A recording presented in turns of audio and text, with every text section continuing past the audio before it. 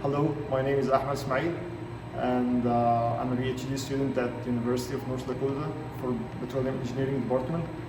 Today we will be explaining one of the most interesting experiments that was built here in our labs, which is this drilling rig behind me. So this rig was totally built here in our lab by our students. It has two main structures, as you can see. This one, which has all of the moving components right there, and then this other structure, which has the static components together with the data acquisition system. This rig was built to simulate the industrial rig system. So we have 4 out of the 5 systems that are in the industrial system, which are hoisting system, rotary system, circulating system, and electric system rather than the power system. We don't need here the well control system. Basically, we don't have this high formation fluid pressures, so we don't need a control system.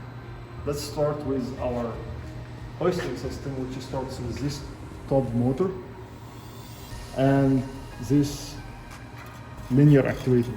So the function of the hoisting system is to move the other components that's attached to this traveling block up and down by rotating clockwise or anti-clockwise. So if you are going in hole or drilling, you just rotate to get this traveling block downwards and apply weight on that. If you are pulling out of hole, you are done drilling, or for some reason you need to pull out of hole, you just rotate in the other direction, pull this traveling block with all other components upwards. Next system is our rotary system, which starts with this top drive motor.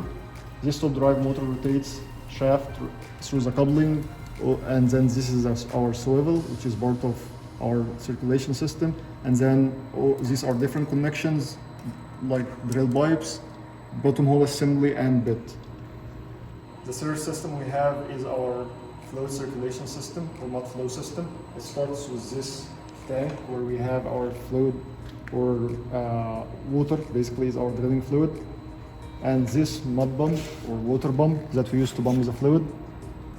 The fluid starts right here, and then using this pump we pump the fluid through these connections all the way to these hoses, so fluid circulation sensor, then back to the hoses all the way to the swivel. The swivel has 2 functions. One of them is connecting the motor or the top drive motor with the bottom connections. Meanwhile, it would have to handle the fluid, so it have an inside moving inner parts and an outside static frame. So the fluid goes from the swivel all the way through these connections, and then inside the drill pipe, bottom hole assembly, and the bit. Then it goes in the annulus and back to the surface. So we have 2 options when it comes to circulating the fluid. We have the closed loop circulation system or an open loop one. In the closed loop, after the fluid comes back to the surface, we attach this diverter to the top of the rock. And we can have something here around our drill pipes or bottom hole assembly to prevent the fluid from overflowing. The fluid will find the only option to go to this side, where we can attach a hose at this end of the diverter and connect it to this filter over here on the top of the tank. This filter would handle the fluid cuttings, and then the fluid would go down in the tank and we can have a closed loop circulation system. Our second option, which is commonly used in the competition, is people don't have a closed loop circulation system because it's just water. So the water will just overflow on the rock itself, and we usually have like a drain behind the rock where the water would just flow over there. Now with our last system in our drilling rig, which is the electric system. As we said, it has 3 components: power system, control system, and data acquisition system. We will be more concerned about the data acquisition system right here. Here we can see the different parameters like the RPM, torque on bit, and then the fluid circulation parameters, including the pump pressure and the flow rate. And we can see the weight on bit, we can see the RPM, another numeric value rather than a gauge, and then we can see the rate of penetration in inches per minute. So if we go for directional drilling, we have to set our start location or surface location. You have to set your target location or your end location.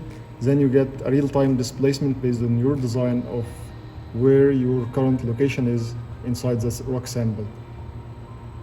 Now, let's have a demonstration of our rig in action, drilling a rock sample, sandstone rock sample. And let's start.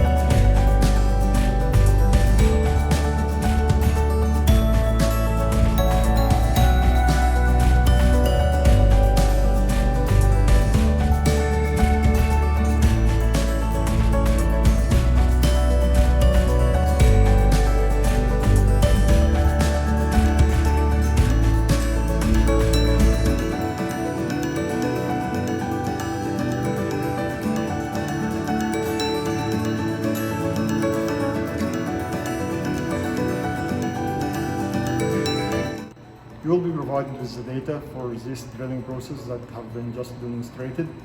You are required to analyze this data, try to understand and correlate the different drilling parameters as explained in the earlier presentation, and compare them to the literature curves.